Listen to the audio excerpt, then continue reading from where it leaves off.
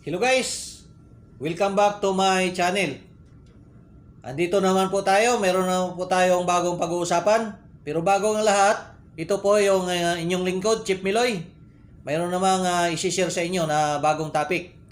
Bagong pag-aralan natin o bagong pag-uusapan natin. Ito guys, tungkol sa proper procedure ng pagkuha ng topic clearance ng generator engine natin. Ngayon guys, bakit kailangan natin kumuha ng topic clearance? Then ano ang frequency ng pagkuha natin ng topic clearance? So ito guys, ang frequency natin sa pagkuha ng topic clearance after service ng generator engine natin. Kasama yan sa maintenance natin. So magkukuha tayo ng normal na maintenance sa generator engine natin. So kasama yan sa pag-check natin. Kasi i-check natin yung clearances ng mga rocker arms natin dyan. Para makita natin o malaman natin kung mayroong lumuwag or mayroong sumikip. So pag lumuwag, magkakaroon ng knocking yan guys, no? Medyo maingay. Pag maluwag, mataas yung clearance niya. So yan dapat ang i-maintain natin na yung clearance na laging nasa normal condition. So ngayon guys, pupunta tayo dun sa generator, kukuha tayo ng actual kung paano tayo kumuha ng topic clearance. Tara guys, punta tayo dun. Mga kabaro, bago tayo mag-check ng topic clearance natin, make sure na i-check natin yung pairing order dito sa nameplate natin. Ngayon guys, dalawa yung failure gauge natin. 0.09 yung sa exhaust valve, 0.04 yung sa intake valve. So ngayon guys, unahin natin yung cylinder number 1. No, kailangan nakatap yung piston sa cylinder number 1 para ma-check natin yung clearance. Yan na guys, sa flywheel natin naka-indicate na nakatap na yung number 1 natin. So pag nakatap guys, yung push rod natin, naiikot natin yan, no? Walang natukod kahit na alin man dyan. So yan guys, i-check natin yung clearance ng screw bolt retainer at saka bridge valve seat. Yan guys, 0.09 ang clearance nyan. Ngayon, lipat naman tayo dito sa intake. Yan, ang clearance niyan guys, 0.04. So, magkaiba ang clearance ng intake tsaka exhaust valve.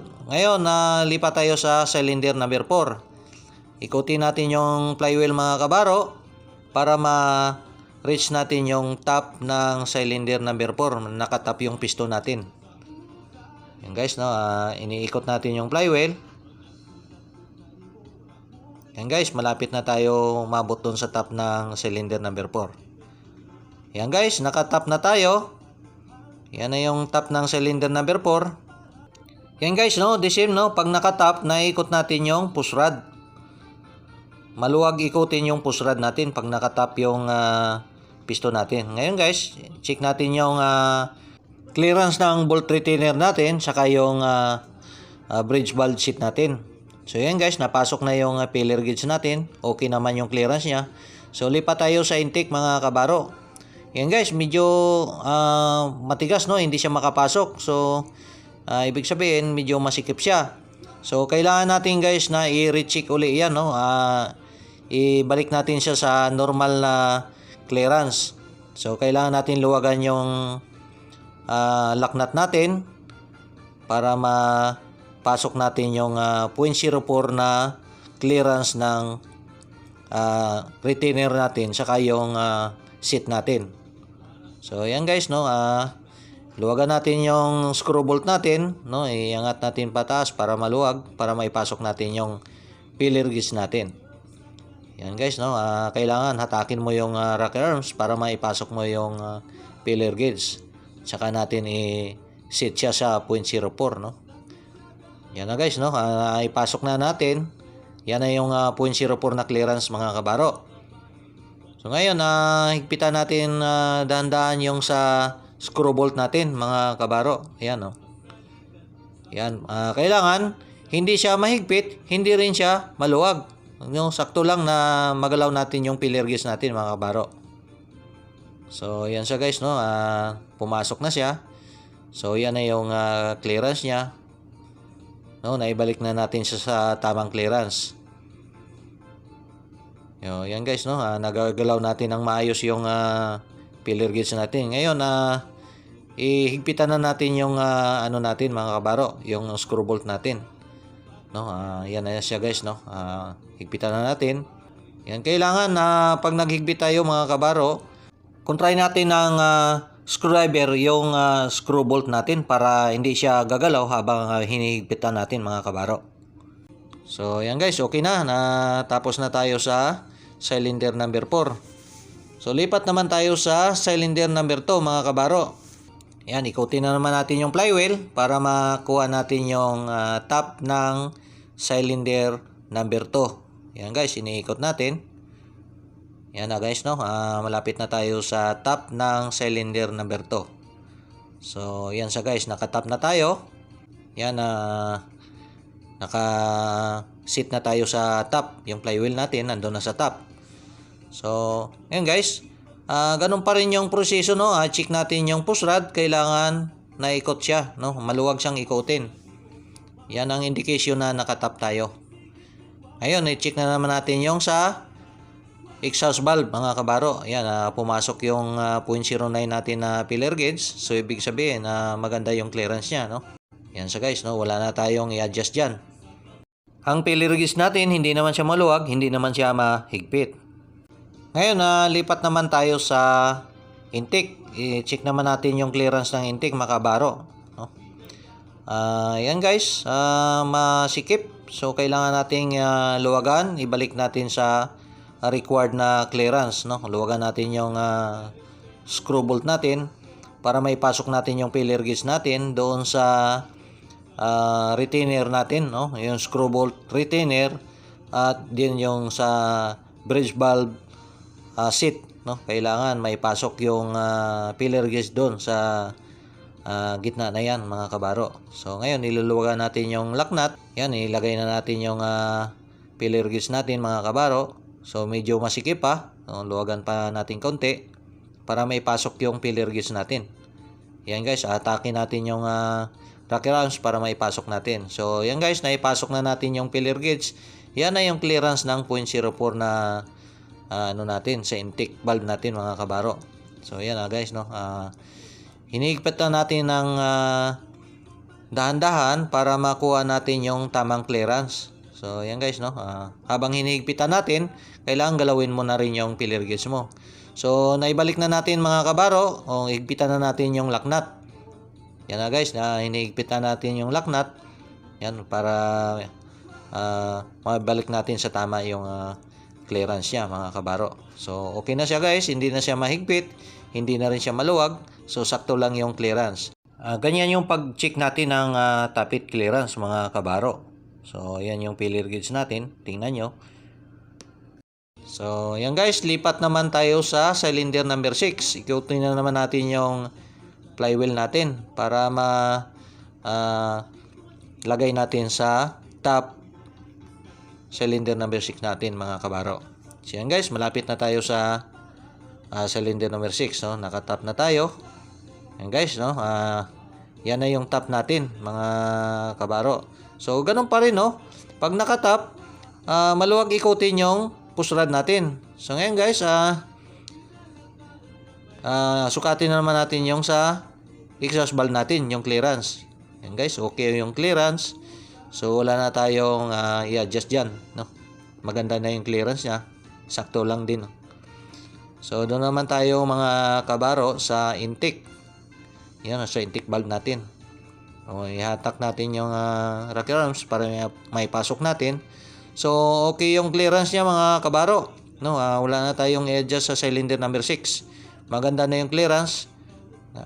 Ganun pa rin yung setup. So lipat tayo sa cylinder number 3 mga kabaro.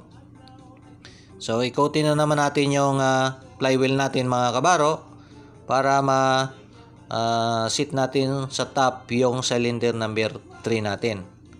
So yan guys, malapit na tayo sa top ng cylinder number 3. So yan na, nakatap na tayo mga kabaro. Yan, ganun pa rin mga kabaro, yung push rod natin maluwag ikutin basta nakatap siya, no. Take note, pag nakatap yung piston natin, maluwag yung push rod natin mga kabaro. So yan, okay yung clearance sa exhaust valve. So lipat tayo sa intake valve mga kabaro. And guys, medyo mahirap ipasok. Tingnan natin kung sakto yung clearance niya. Okay na mga kabaro, naipasok naman siya. So sakto lang talaga yung clearance niya. Wala na tayong may adjust dyan mga kabaro. Okay yung clearance natin.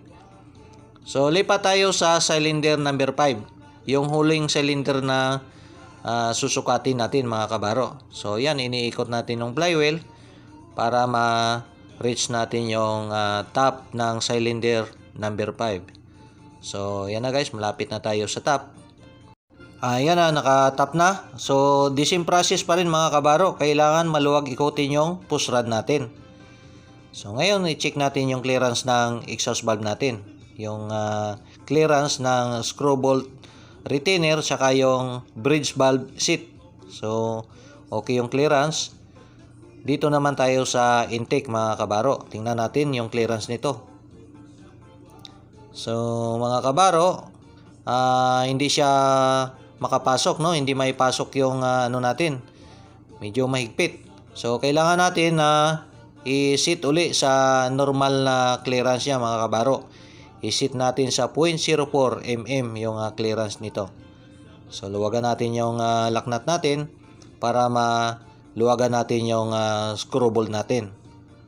So ayan guys, nililuwagan na natin yung screw bolt natin para mapasok natin yung pillar gauge doon sa clearance ng retainer saka yung seat ng ng screw bolt natin. So ayan guys, hinatak natin yung rocker arms para medyo lumuwag para maipasok yung pillar gauge. So ayan guys, ganun pa rin habang hinihigpitan natin, kailangan ginagalaw natin yung pillar gauge para makuha natin yung tamang clearance. So okay na siya guys, no? Naibalik na natin siya sa normal na clearance. Yan guys, no? Maluwag na yung pillar gauge natin. Yan, no? Medyo maluwag pa, no? Kailangan natin higpitan pa konti. So yan guys, okay na. Ilak na natin yung screw bolt natin mga kabaro. Yan, ilak natin. Yan guys, okay na, no? Nailak na natin. So yan na yung normal na clearance niya, no? Na ibalik natin. Ngayon mga kabaro, naibalik na natin sa tama yung clearance nitong seat natin, no? Yung clearance ng screw bolt retainer natin saka bridge valve seat natin. So normal na yung clearance niya. Ang pagkuha nitong tappet clearance mga kabaro, kinikirig out ito after service ng generator bago natin siya ilagay sa standby. Pag nag-maintenance tayo, kasama yan. Kailangan laging tine-check. So ngayon mga kabaro, dito naglalagay na tayo ng marking. So very important ito mga kabaro, itong mga marking na yan, no? Para makita natin kung may movement yung natin, yung mga bolt natin. Especially doon sa screw bolt natin, din doon sa lock niya. So kailangan may marking yan para malaman natin kung gumalaw. Habang natakbo yung generator, masisilip natin yung marking yan. Kung gumalaw yung marking niya mga kabaro, it means na mayroong lumuwag na nut, no? Or lumuwag yung lock nut natin. So yan siya guys, no? Nailagyan na natin ng marking lahat ng cylinder natin. So okay na yung pagkuha natin ng tappet clearance. So sana guys, enjoy kayo sa panonood sa videos na na-share ko sa inyo. At nakapagbigay ng konting ideya paano tayo kumuha ng tappet clearance. Yung proper procedure ng pagkuha ng tappet clearance mga kabaro. Very important yan. Hindi lang basta-basta na kukuha ka lang ng tappet. So mayroon tayong procedure bago tayo kumuha ng tappet clearance ng generator engine natin. So yan na guys, no? Tapos na yung natin, tappet clearance natin. Ito po yung inyong lingkod, Chief Miloy. Maraming salamat sa patuloy niyong pagsuporta sa channel natin na ito. So mga kabaro, don't forget to click the subscribe and like para palagi tayong updated sa susunod nating mga videos, no? Abangan nyo na lang ako sa sunod nating mga videos na i-upload, mga kabaro, mga kaibigan. So maraming salamat po sa patuloy nyong pagsuporta sa channel na ito.